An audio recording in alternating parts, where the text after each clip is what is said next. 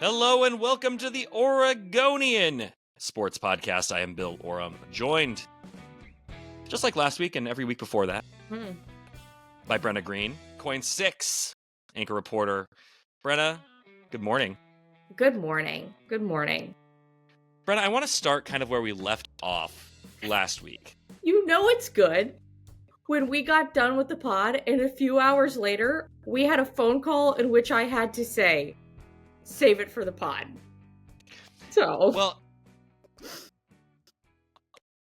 So you said at the end of the podcast last week that your only real hope for Oregon State's spring game was that they would step it up in terms of, fan engagement, the fan experience, basically add a little more razzle to their dazzle, because last year was a pretty big letdown, especially amid a moment when Oregon State is, still trying to polish its brand after, the gut punch of Pac-12 realignment and, the reformation of the Pac-12. Did they do that? Well, hours after that podcast, I not even really hours. It might have been like an hour after. I got a text from our media contact down at OSU saying, "Hey, can you give me a call?" I called him, and he said, "I want to let you know that the coaching staff has decided to not let people shoot the spring game. So media could not record clips from the spring game.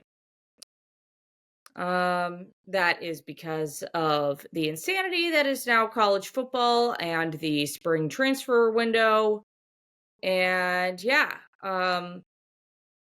so they don't want to have clips of their players out there in case other coaches come in and try to poach them. In case they're watching Coin 6 at 10. So there is the reasoning. There was nowhere that you could see Oregon State's spring game. After watching it afterwards, I saw somebody ask Trent Bray about the amount of players who did not play in the game. And he said that the game was really for the younger players to get more reps, to which I say, not sure if I totally believe that, but okay. I think I think there may have been a reason why you didn't want to use some of your better players, and I don't know who didn't play and who did not play, because I said last week on the pod that we were going to go. We did not go, because as a TV station, if I can't get footage of your event, there's no reason for me to make a 3-hour round trip drive. It's just not worth my time. So I have a lot of thoughts on this, but I'm curious from just a logistical standpoint real quick. Yeah. Like, did you explain that to viewers of the broadcast during sports, like why there wasn't footage of the Oregon State spring game? Hey, kitty cat. Brenna's cat just jumped up on just made an appearance. That was cute. It's been a little bit, so he wanted to say hi. Or was it just sort of an unaddressed sort of gap? Because I feel like the responsibility would be of course, we're going to show you the spring game, or we're going to show you the highlights of the spring game, but we can't do that. Yeah. So I'm just curious, how you handled that on TV. Well, two things. One, I know that Adam Bjornsson, our sports director, mentioned it on Thursday after I got the phone call in his newscast, and said that he was not a fan of the decision. And then Saturday, I was not anchoring because I was supposed to not be anchoring to begin with. Because I was supposed to be going to the spring game. Yeah. So I instead went to Winterhawks, which was an all-time blowout. Anyway, so I know that Jamie, our sports anchor, said she had like a video portion in her sportscast. And I said to her, first of all, I don't think they're sending video. Secondly, they're telling you not to cover it by saying that they are by not letting us shoot it. And as of that time, and I think it still remains the case, give me 1 second to look this up, but as of that time, OSU hadn't even posted sound on their YouTube channel from the game. Now that might be different now, but nope, they never posted anything. So if you are going to show me that you, quite frankly, don't really want us to cover this, then I told her it's not worth it to put in your sportscast. Mm-hmm. And, I don't know if she addressed it or not. I think she might not have. But it's just not like, they did let media ask questions afterwards and obviously record that, but we weren't down there for that. So we can't just take something from another station or from another outlet and run it on our airwaves. That's against protocol. So, when they don't post either thing, okay, you want us to ignore this game, obviously. So that's just how it goes. Them's the breaks in life. I don't know what else to say. So, yeah, I mean, I don't really understand why they had a spring game to begin with.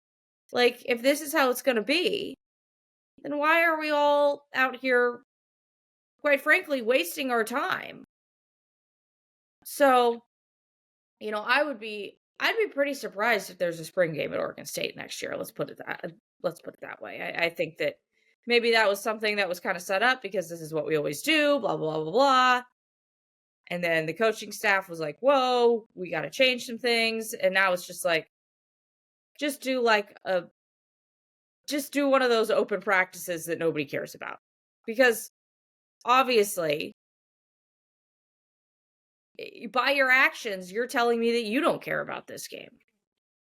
So I don't know why we're all trying to lie here. So it's unfortunate. It's disappointing for the fans, but it's not like I don't understand what they're doing. It's not like I'm like, oh, like this is the stupidest decision ever and blah, blah, blah. I get why they're doing what they're doing. But at the same point in time, then there's ramifications for every action. And in this situation, the ramification was we just didn't cover it. And, that's your own decision. I said to you on the phone, I said, if I'm them, I want to show off my brand. And I said this to OSU too. I said, if I'm you guys, I want to show off your brand new quarterback to the state and get some hype around your program. Right. Like, I want to be able to show Malik throwing a 40-yard bomb like Aiden Childs did 2 years ago, and everybody went goo goo gaga over it. That helped hype Aiden Childs up a significant amount, that one play. So, it's unfortunate because now this team kind of goes into the off season with no sparkle, I guess. Oh yeah. Bill's Mike has some opinions about this as well. Yeah.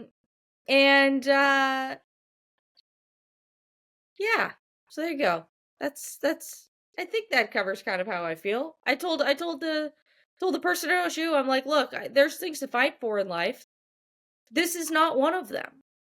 Like, I'm not, he thanked me for not, having a cataclysmic reaction. And I was like, look, like, this is your guys' decision. There are other things that I would get upset about, but you know what? This is not worth me getting that upset about it. At the same point in time, I'm going to sit here and voice how I feel, but I don't think anybody can say that I'm upset. I think it's just like, well, these are the decisions you've made. So, there you go.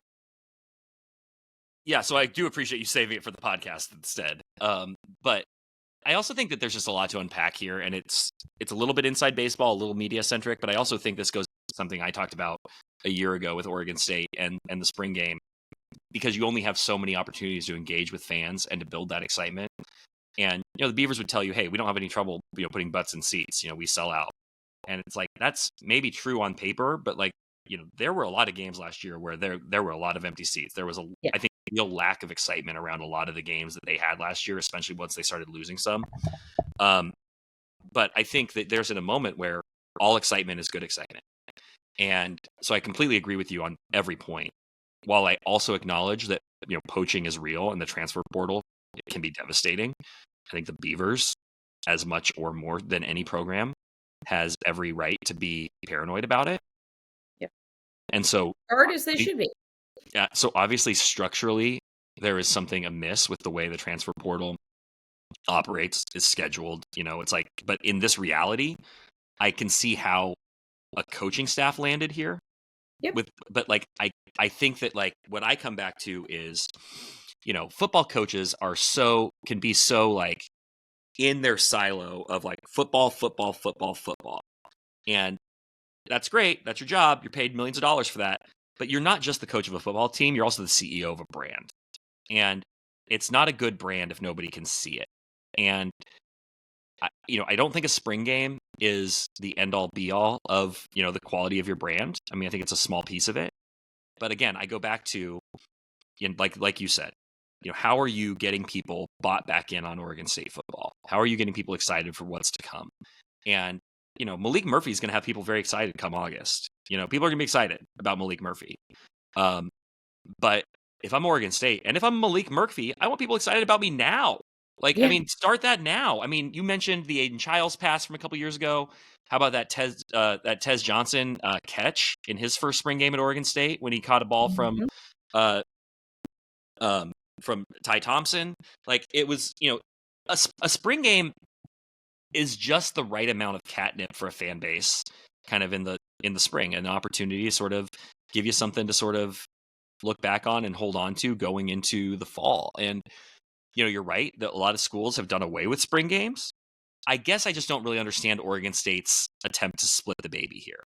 Like, why are you having the spring game if you don't want anybody to see it? Like, does a tree fall in the woods? And I get that, hey, if you want to see it, you can get off your butt and you can go to Reser Stadium, and enjoy a day at the stadium with your family. But I just would argue that Oregon State has not done enough to make that a great fan experience for people who, might need a little bit more than just, hey, the team's going to be on the field. And that's currently what they offer. Oregon, spring game coming up on Saturday, and it's not a fair comparison because Oregon has made just a different calculation about its spring game. They have made it an event. They have made it a rock concert. Quite literally. Okay, fine, it's a folk concert, but like they've made it an event, and where it's like I was talking to a friend who has a kid that wanted to go to the Oregon spring game. It starts at 1:00. They're on my T-ball team, which is the reason I couldn't go to the Oregon State spring game, because big T-ball game against Team Light Greene on Saturday. My kid caught a line drive. Just want to say, Team Red all the way. But they were like, "Oh, we want to go to the spring game." I appreciate the delineation between green and light green. Continue. Oh, there's a team dark green too. I mean, there's only so many colors, so there's a team light green, team dark green. Southwest Port Little League, there's a lot of teams. We've got a lot of teams. That's why we had to delineate. And they were like, we could get there in time for like kickoff, but like that's not why you go to the Oregon spring game. You go because of all the stuff that's happening in the Mo Center and like all the family like friendly stuff that you do before the spring game. And I think that that's what Oregon State has chosen to leave on the table and has chosen not to take advantage of, is that you have people who are like ready to come out of their house for the first time in 4 months because winter is long and dark and dreary, and a chance to go see something that's going to like, be part of something. And I think Oregon State has chosen to be like, hey, we are going to just make this about the football. And, that appeals to a certain audience, but not as much as you could have. And I think if you could, get more people there, more butts in seats, more excitement, give more people a reason to go, all the better. And same with the footage filming. Like, okay, I couldn't go. I wanted to go, but I'd like to watch. I want to see Malik Murphy. Like I want to see this defense. Like I said last week on the podcast that I thought Oregon State was going to be pretty good.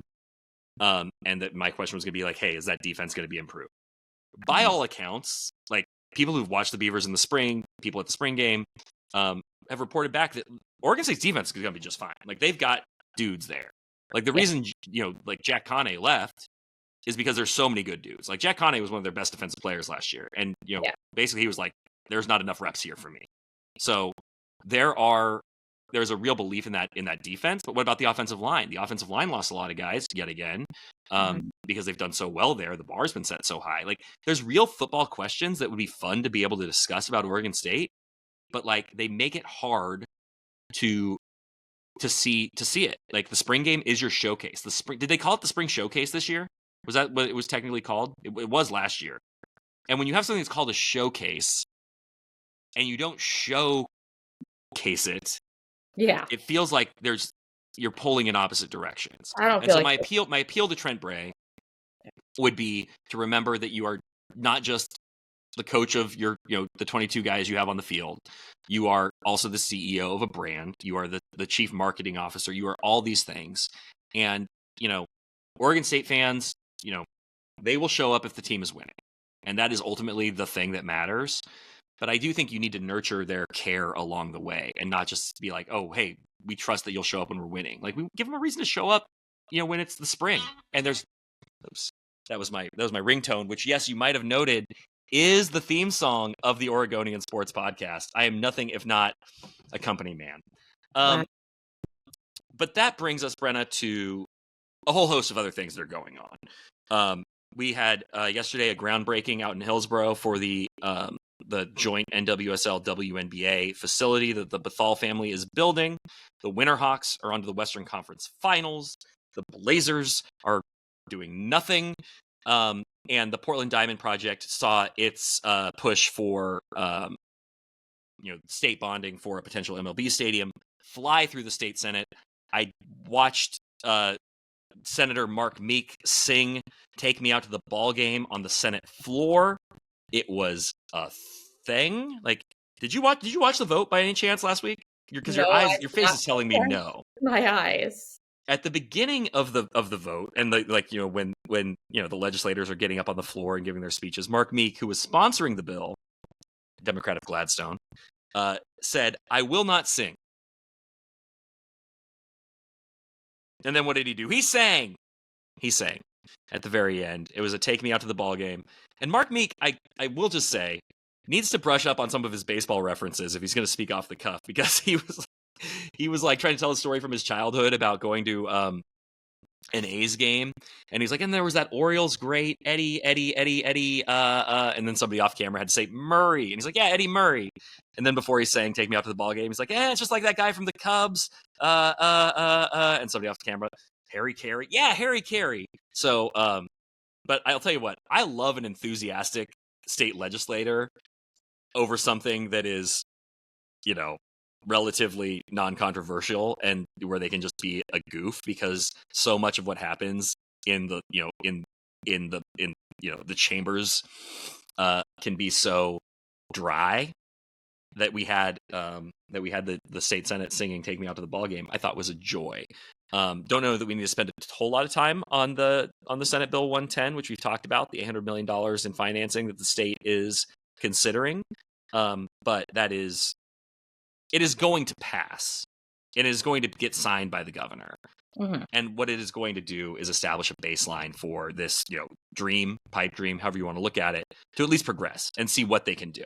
Like, okay, now you have this tool in your pocket to go make an appeal to Major League Baseball.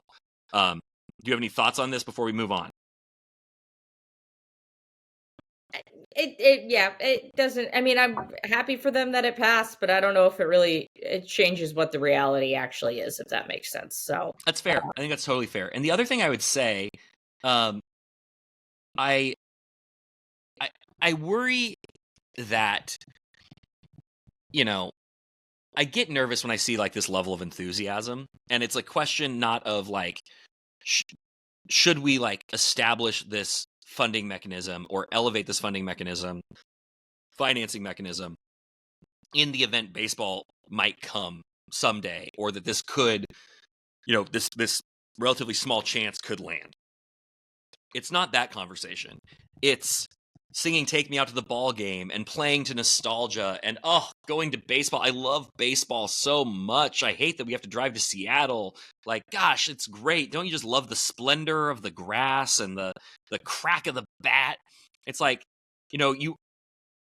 once you have people kind of on the hook being excited about baseball again, as opposed to sort of the like the process of trying to, like, I get that that's how you drum up support, but, you know, I do worry that you're setting people up for real disappointment if, you know, it's like you're taking the necessary steps to establish a framework that could work for something that still feels like it's a bit of a long shot. And for people who are interested in this, which if you're listening to this podcast, I'm sure is you, I would really encourage you to read the story that Mike Rogaway, my colleague at the Oregonian, did yesterday in yesterday's Oregonian on Oregon Live.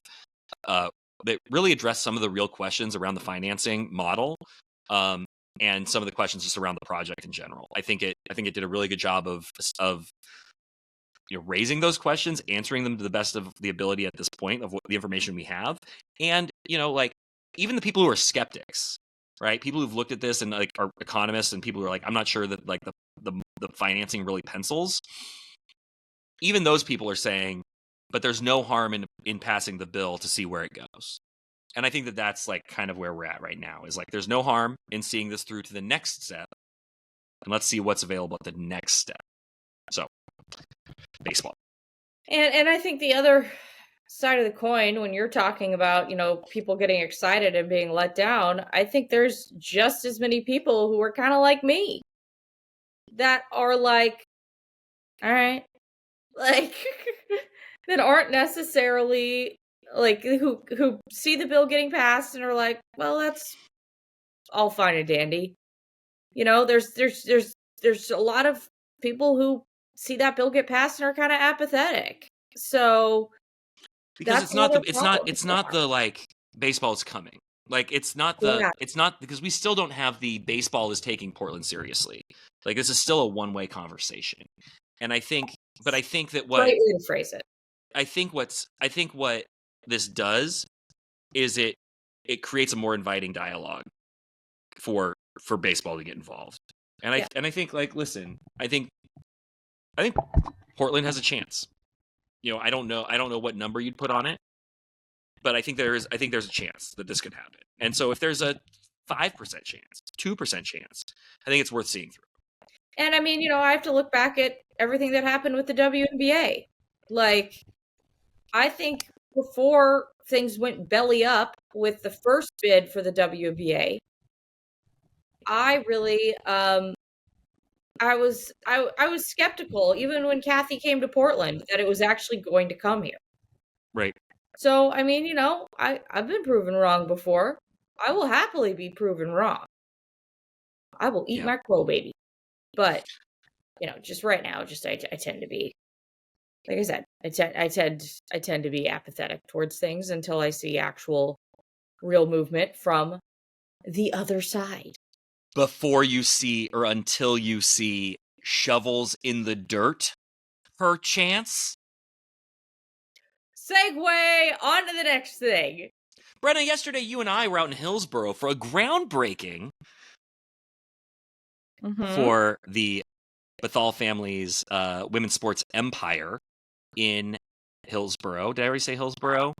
Off of 185th, they are going to build, as we know, a joint training facility for the NWSL's Thorns and the yet-to-be-named WNBA franchise that is going to start playing in Portland in, like, 17 minutes. Like, we're 12 months away. This team is going to start. Needs a name. This team needs a name. This team needs a name, and also, I'm not going to lie, I'm going to be thoroughly impressed if this thing opens on time.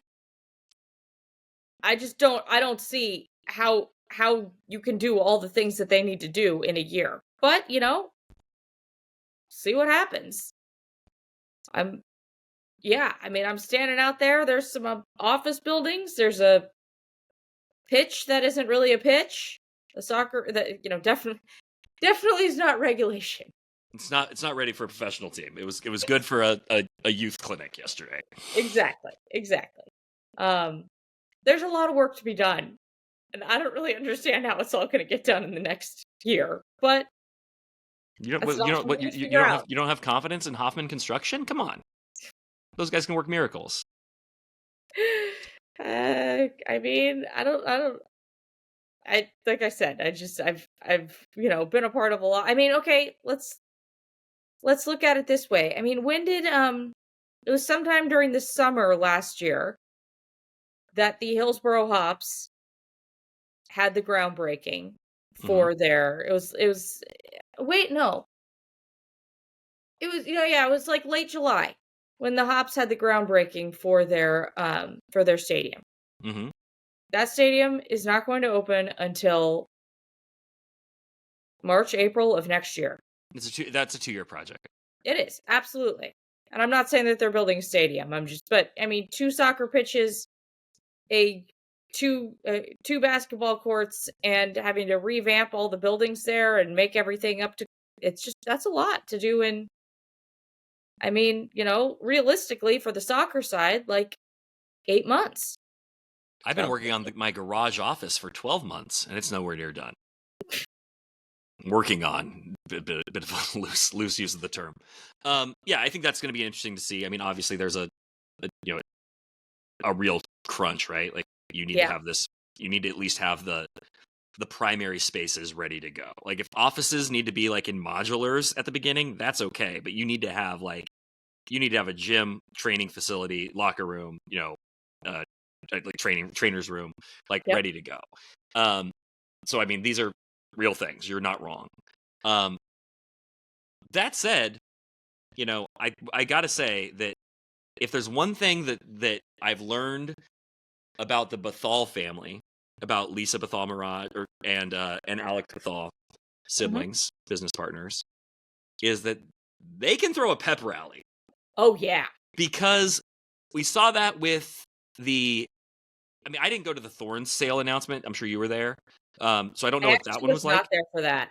I had a conflict. I actually was writing about baseball. I was writing a baseball column last year on breaking news on when it was like about the Lloyd Center deal when that happened. And then many moons ago, many versions of baseball ago, and the WNBA announcement, was a great, pep rally. I mean, and then the one yesterday. I mean, you heard from, maybe it's just Senator Ron Wyden. Maybe it's just once Ron Wyden is involved, like Ron Wyden brings the party.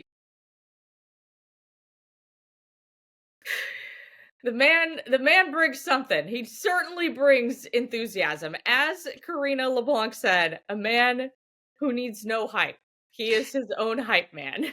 I mean, like, obviously, like, he's doing serious work. I mean, and this is serious work too. I don't want to diminish it, but like, I mean, obviously this is like kind of a critical time for the American government, and like he's been very busy. He's on a little bit of a barnstorming tour of smaller communities around Oregon, trying to hit all the counties. I've got to think that stopping by to do a groundbreaking and like rock some puns is levity for him. Like it's a nice like way to mix it, to break up, like the real like sort of, frankly, like, a lot of legislating can be a little bit dry. Mm-hmm.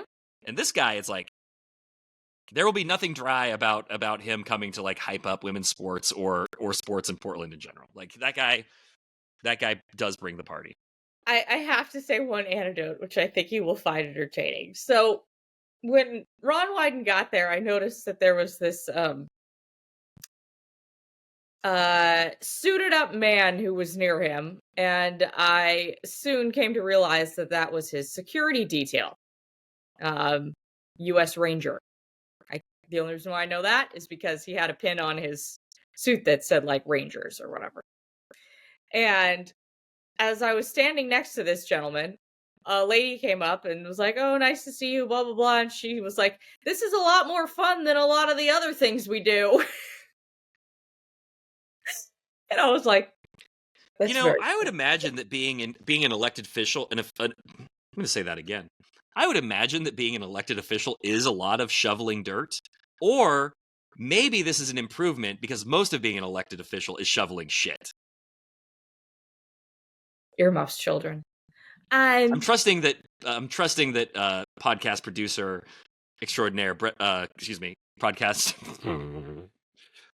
producer extraordinaire Kelly Doyle will get me a little bit of a bleep on that one. And if not, you know what? This show's not for kids. Hanging loose over here, baby. Yeah.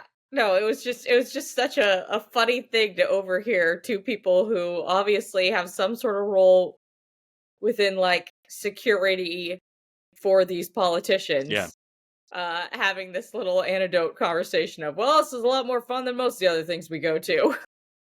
I was like, that is fair. That is absolutely fair. But yes, you are correct.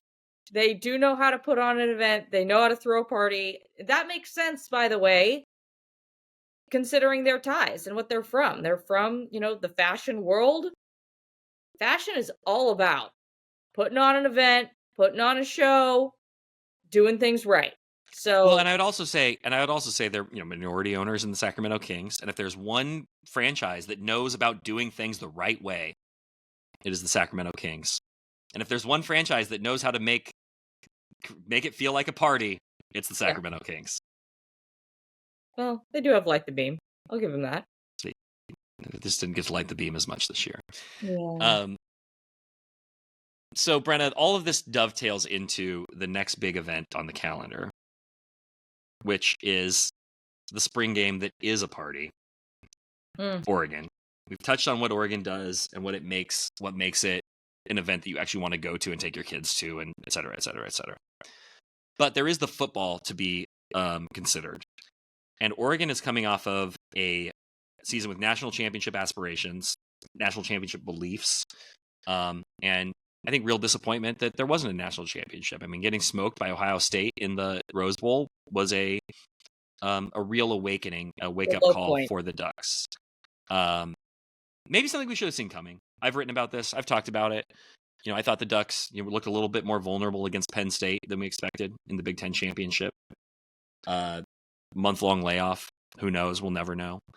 But the Ducks enter this year with even higher expectations, but more unknowns. For the first time in 3 seasons, they will not be starting the season with a wildly experienced quarterback. Mm-hmm. Not just wildly experienced. I mean, by the end of their tenure, both Bo Nix and Dylan Gabriel were the most experienced quarterbacks in the history of the sport.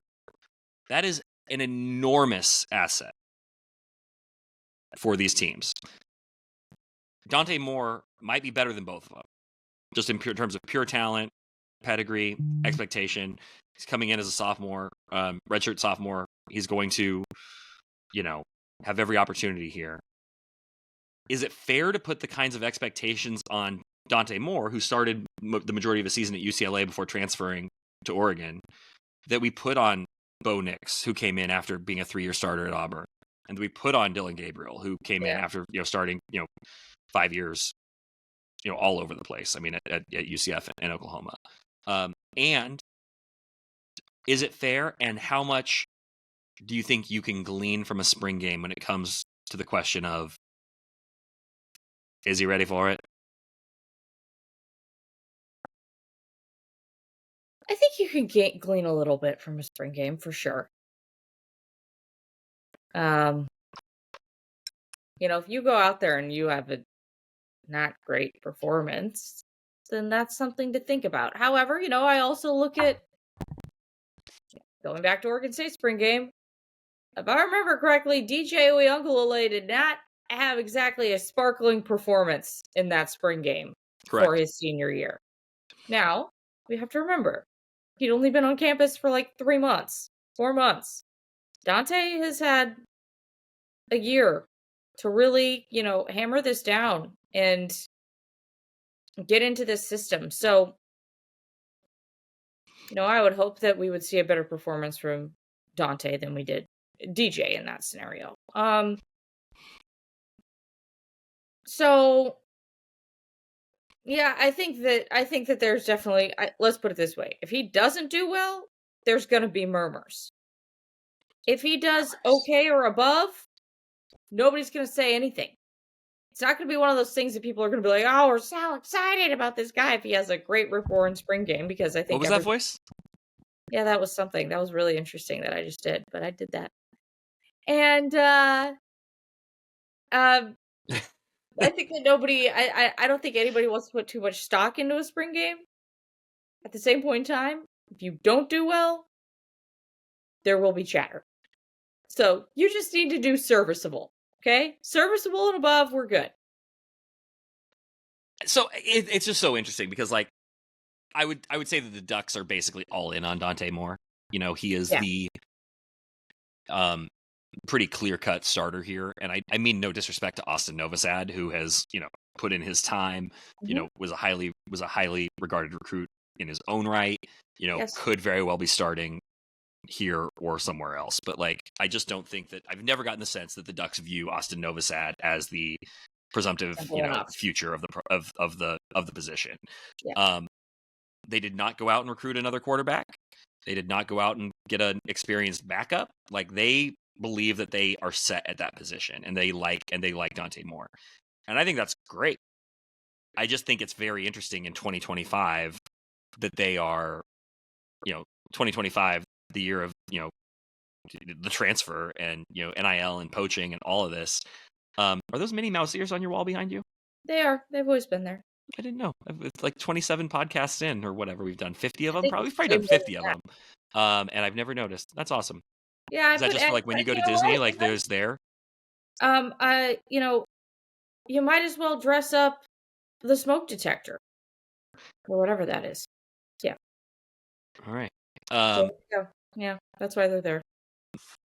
So I think it's interesting. I mean, obviously there is still some movement that could happen. But I mean, all indications are the Ducks are set. And I thought that it was really interesting. Obviously, the stuff that happened at Tennessee with Nico Yamaleva and him, holding out, then bailing and getting forced out, transferring to UCLA. All of that had a hint of Oregon to it, with the idea that was floated that they had reached out to Oregon, like, hey, you interested in Nico? And the Ducks said no, and then ratted him out. But the reason they wouldn't have been interested in Nico, who was awesome as a freshman at Tennessee and took Tennessee to the CFP, was because they're that confident in Dante Moore. So, I mean, we've seen Dante Moore take what, like 15 snaps, if that? Might be at Oregon. I'm excited. Yeah, I'm excited, and like I think that you have to put the high expectations on him. Of you want to see some great throws, you want to see some good decisions, you want to see some explosiveness. This is a guy that people at Oregon have been kind of drooling over for several years. He was an Oregon commit before he went to UCLA. Kind of felt like the one that got away because Bo came back for a last year, which I mean I think everybody felt was a worthwhile trade-off, but like you were trading upside for the immediacy of Bo. And then he came back. And so people have been like imagining him in this role for 3 years. What? I said the prodigal son. Yeah. So I just am. I think that pressure is on. I mean, when Decorian Moore says this is the Heisman favorite, and all of a sudden you see that in bearing out in like the early odds. I mean, this is a guy who's being talked about as a Heisman contender, and maybe part of that is system and visibility. The last 2 Oregon quarterbacks have been Heisman finalists. I just think all the pressure in the world, should be put on this guy because that's what he signed up for. That is true. It's really interesting to see Oregon's strategy in the transfer portal because, obviously I follow Oregon pretty diligently. Mm-hmm. At the same point in time, there were players that they put up for media interviews this year that I was like, don't know him. Guess he transferred in. Okay. So there's a lot of transfers, but then at other positions, there's some positions that have a lot of transfers, like the offensive line, for example. A ton of transfers there. And then other ones, like quarterback or the linebacker room, that took 0 transfers. And it's fascinating to see, and I really think that they have like this interesting transfer portal strategy where, like, normally it's like, okay, we're either going to go all in, or I mean, nobody wants to be like Davo, but you know what I mean. But it's been very like position by position how they've done it. And some positions they've gone all in on the transfer portal, and others they're like, nah. And we say all that knowing that Dante Moore was a transfer arrival like a year ago. But yes, I understand your point. But I mean, like I kind of thought the Ducks would go get somebody at that position just to push him or to create a little bit of more competition. But I mean, it does tell you the amount that they value Novosad as somebody who can push Dante, or certainly be a complimentary QB to him as a backup. Yes. Yeah. Obviously, yes, I understand that Dante was a transfer. I just was saying, like, it's not like, I mean, they have some positions where they've been a little bit more homegrown, and quarterback. To be fair, Dante almost doesn't feel like a transfer because he was supposed to come to Oregon. It's a weird situation. And played for Chip. Yeah, went and played for Chip. So it's like that whole situation is just a weird ring around the rosy thing. Conspiracy. This was always the plan. He used UCLA. He used Chip Kelly. He was never all in as a Bruin. This was always a 1-year plan. Go get some reps at UCLA. Come back and be a Duck. I wonder how much Division Street paid him while he was at UCLA. Bill's Conspiracy Corner is becoming a bit of a weekly segment on the podcast, kind of like along with Bill's Book Corner. I have some thoughts on that, by the way. I have new books to add to Bill's Book Corner if we have time. But that's exciting. Yeah. So we'll see. I am very interested to see how Saturday goes. I think even I was listening back to Will Stein's media availability on Tuesday, and he said in that media availability, he said, we're not going to throw everything out there in our playbook right now because this thing can be recorded and everybody can see it. I mean, it's on Big Ten Network. We're not throwing everything out there right now. And he's compared this to a freshman football game. He said this is going to be more like a freshman football game. So even at, the level of Oregon that they're at, they're also playing it close to their vest, like Oregon State did more so closely to their vest. But, even they are, looking at this like, okay, like we're going to go out there and put on a freshman football game. I think you have to, unless you just are.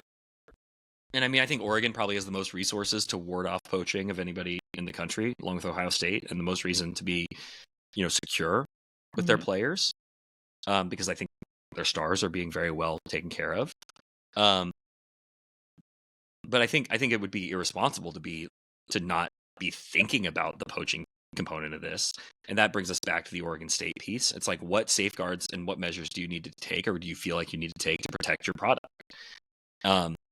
And to insulate yourself from some of those concerns. I think that's completely valid. My point with Oregon State would be, then just don't do it. I don't think anybody would begrudge you if you said, we're not going to do it. What we're going to do instead is we're going to have a spring fan festival or something, or whatever. I don't know. But something where you're engaging your fans without like necessarily putting, it's like, oh, by the way, this guy we recruited from, Eastern Idaho is actually a future NFL guy, and he probably should be playing in the Big Ten and not in Corvallis, whatever. Yeah. I just think it's good for fans to keep in mind that the Oregon offensive coordinator called this a freshman football game. So just remember that as you're watching. And with that context in mind, watch the game and make your own assumptions and decisions. So how many series do you think that Dante Moore would need to have for you to feel like you got a satisfying look at him? 3? No, I need more than that. 6? A half? I think a half. I think a half is fine. I was stunned a few years ago when Bo Nix came out and played the second half of that spring game. I was like, all right, I see you, buddy. Like, okay. You could have easily said, I'm good here. I've done my job. Yeah. And he did not do that. So, which props to him. Still props to him for that. But yeah, I think if we get a half of Dante, I'll be satisfied. Does Dylan Gabriel get drafted? And in what round? I mean, he's going to get drafted, but in what round do you think he goes? 6th. 6th, yeah. Could. I was thinking anywhere from 4 to 6. 4 would be high. The height thing is just, it's tough. Just don't know if he's tall enough to be an NFL quarterback. But, That's certainly the question. As all things I say in this podcast, I'm happy to be proven wrong. So it's one of those things where those are takes or decisions by NFL talent evaluators that can age really poorly. Yep. Where it's like, an NBA guy doesn't get drafted high enough because he's got small hands. Like Julius Randle, small hands. And he got drafted 7th, but it's like, multi-time All-Star, and he's a go-to player on a playoff team. It's like, maybe not the greatest example. But like some of these things don't age super well. It's like you were looking at the wrong thing with this guy. And I'm just going to be really interested to see what happens with Dylan Gabriel, because all the stuff he has going for him is real. Like, he is a gamer. He is tough. He does win. He does throw a great ball. He is, all those things. But like, if he can't see over the offensive line, like, it's not going to make a big difference. And I felt like that was an issue for him at Oregon. So it's going to be interesting in the NFL when those players are a lot bigger. But if he figures out how to navigate around that, like, I have real confidence he could be a successful NFL quarterback. And we would look back at this as like,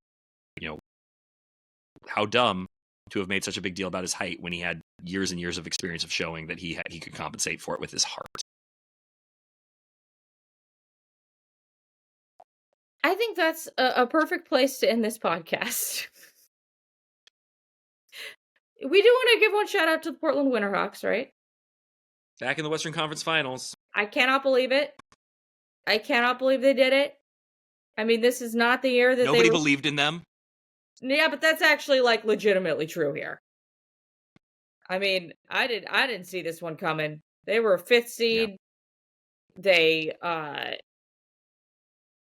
this was not the year that they were slated to go to the Western Conference Finals. They lost so much from last year's team. And here we are.